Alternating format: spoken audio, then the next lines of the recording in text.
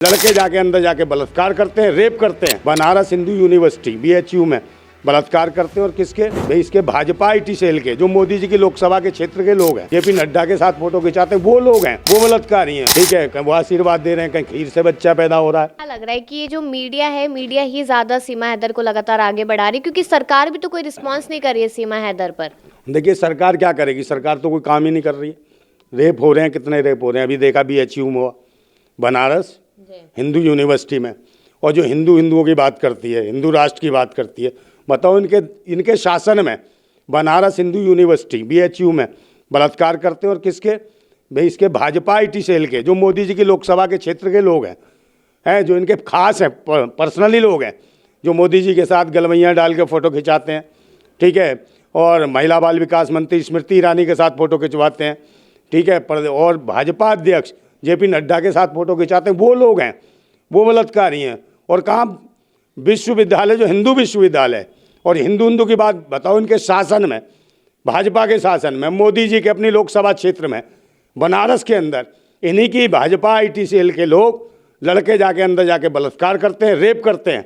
और कहते हैं बनारस हिंदू विश्वविद्यालय है, और कहते हैं गुरुकुल है। गुरुकुल का मतलब जानती हो मैडम क्या होता है? बताओ, गुरुकुल का मतलब आपको समझ है?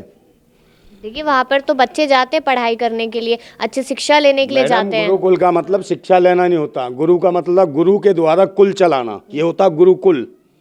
समझे ना? जैसे पहले चलाते रहे, किसी के राजा के बच्चे नहीं हुए तो गुरु चला रहे हैं उनका कुल। ठीक है, वो आशीर्वाद दे रहे हैं, कहीं खीर से बच्चा पैदा हो रहा है, कहीं किसी और से चीज़ फलों से पैदा हो रहा है, तो ये होता गुरुकुल। तो गुरुकुल में क्या इसी प्रकार से ये बलात्कार करेंगे लोग? जैसे BHU में हुआ तो बलात्कार करके वहाँ पे भी गुरु अपने कुल चलाएंगे। मगर ये तो आतंकी देशद्रोही आ गए।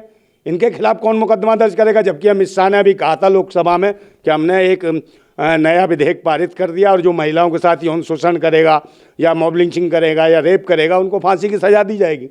तो अब ये समय आ गया है, ये जो 3 जो है नकारा, निकम्मे, नालायक, बलात्कारी, भैंसी, दरिंदे, भेड़िए सामने आ गए हैं। और मोदी के प्रिय लोकसभा क्षेत्र के उनके और उनकी IT सेल का काम देखने वाले हैं, वो लोग हैं। और इनको कैसे 3 महीने खुला छोड़ दिया? 3 महीने कहाँ गायब थे?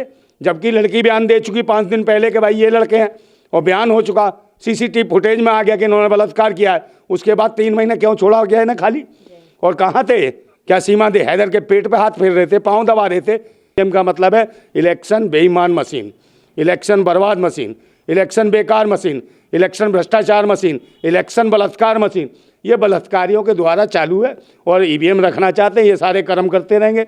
भ्रष्टाचार, बलात्कार, व्यभिचार, यौनाचार, सब चीज़ कर रहे हैं इस देश के अंदर। EVM हटनी चाहिए। जब तक रहेगी इलेक्शन बेईमान मशीन, तब तक भाजपा के पाखंडी बैठे रहेंगे। कमीन, भारत को बचाना है। और मैं फिर वही बात कहता हूँ कि मैंने सुने थे बेरहमी के मंजर बहुत, मैंने सुने थे बेरहमी के मंजर बहुत। आज ये मंजर मैंने देख भी लिया, और जिसको दिया था देश की हिफाजत का ठेका, उसी के हाथ में खूनी खंजर देख भी लिया। ये हालत है मैडम देश की।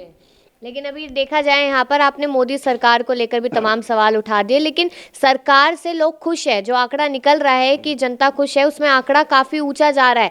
यहाँ पर चीन भी लोहा मान चुका है मोदी जी का। बिल्कुल लोहा। चीन जब तो अंदर घुसाया है, कितने किलोमीटर भारत के अंदर कब्जा कर लिया है। चाइना से तो इनकी फटती है, दिमाग की नस, उससे नहीं लड़ सकते।